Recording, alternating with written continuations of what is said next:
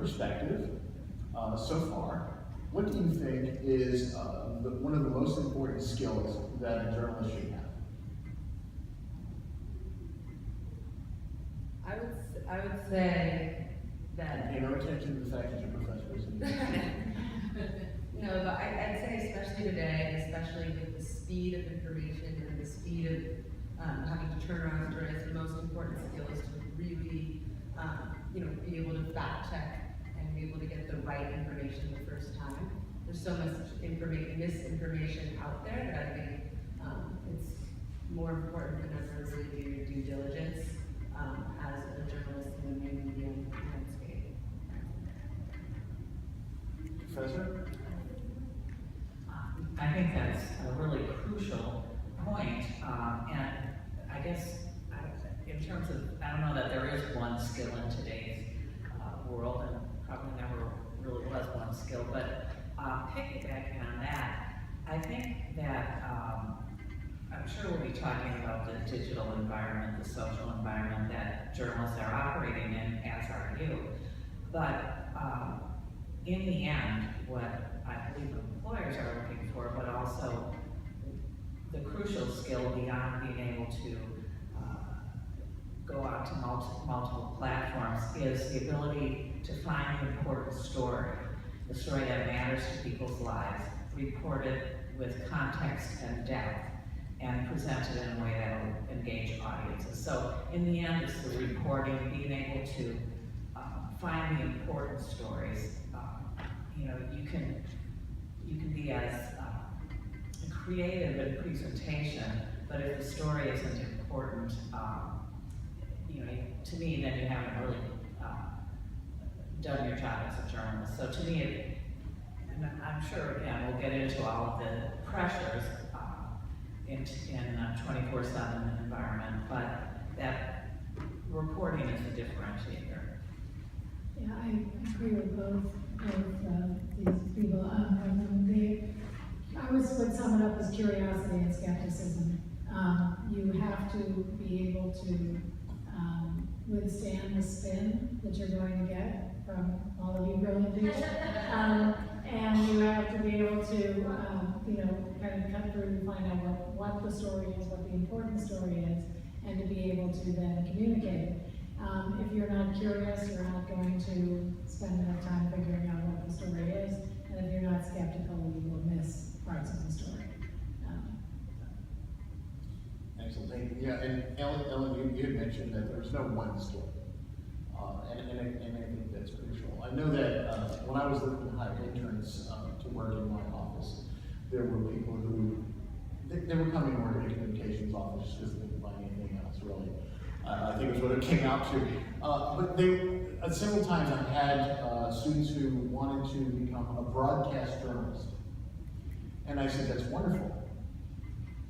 What writing courses are you taking? And they didn't have any on their slate. And they said, well, I would need to write in front of the camera. And I was really surprised at that this happens. And this is not, of course, in professional schools like the middle school, but it is happening, unfortunately, that around the education arena, sometimes I think students are being misadvised or just have a different perception of what the reality is. And I think that those basic skills are still important. Would you like to touch on that, about having those basics no matter what? No matter where you're going, career-wise and degree-wise, what are those foundational things you need? Well, basically the way we approach it is that, again, reporting is what we spend a lot of our time in our undergraduate and graduate classes. How to use data, how to use documents, how to develop sources, how to conduct interviews, so reporting.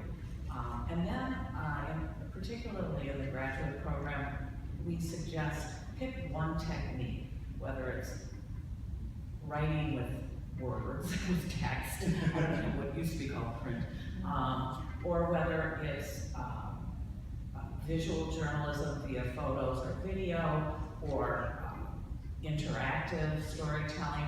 But pick one technique that you're going to better than anybody else, or that, you know, you're gonna be excellent at. And then make sure you know how to tell a story with video if you're a writer, or feel comfortable in social media, or have at least a basic understanding of interactives, because in today's job market, you know, you don't know what you're gonna be asked to do tomorrow.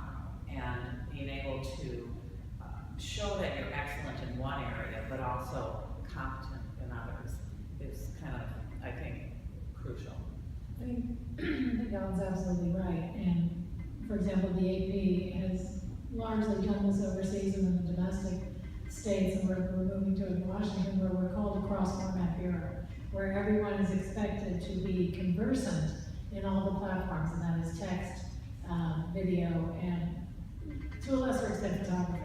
I'll give you an example of how it works, but they should be able to, and we're not saying that it's not like, I remember back in the 80s, they were, the future of journalism was this Max Headroom guy with a camera that, you know, took both things, and he was writing at the same time, you know, tambourine between his knees. And, you know, we're not, thank God never happened.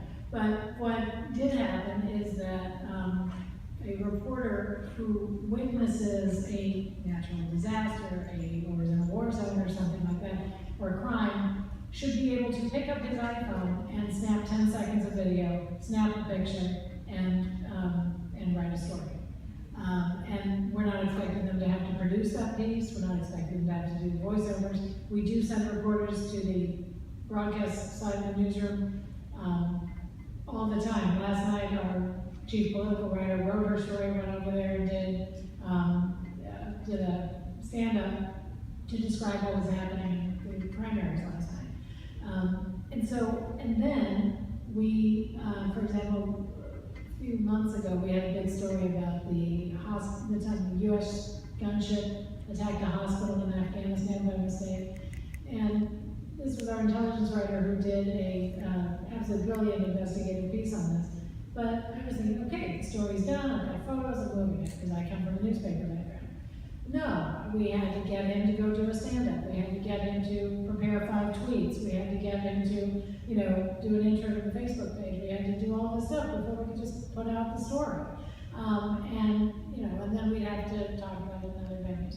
So, yeah, any reporter coming up now should be conversant and familiar and comfortable with every mode of communication, every mode of media. I'm going to ask Marisa to talk a little bit about this. I'm going to first brag. Marisa's a great reporter and has done some really wonderful in-depth enterprise work. And I would say that's her excellent technique. But this summer, tell me what you're doing.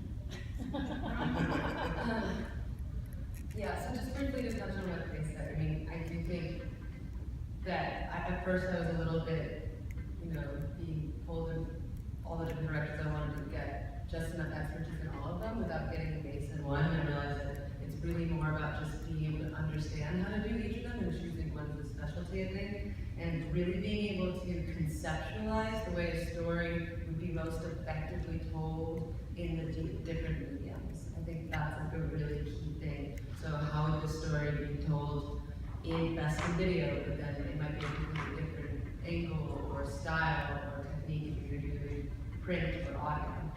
But the other thing, and this is something I've heard a lot from recruiters, and why I'm pursuing this for my last quarter this summer in the program, is I'm doing a course called Any Invention, where basically it's kind of more the business side of things, and you develop a media product, an app, a service, and you try to kind of approach it from the business side and go through all the marketing steps. And that's something I've heard is increasingly important from recruiters, is that as for journalists to be able to conceptualize what they're doing in the broader picture from kind of business and marketing standpoint.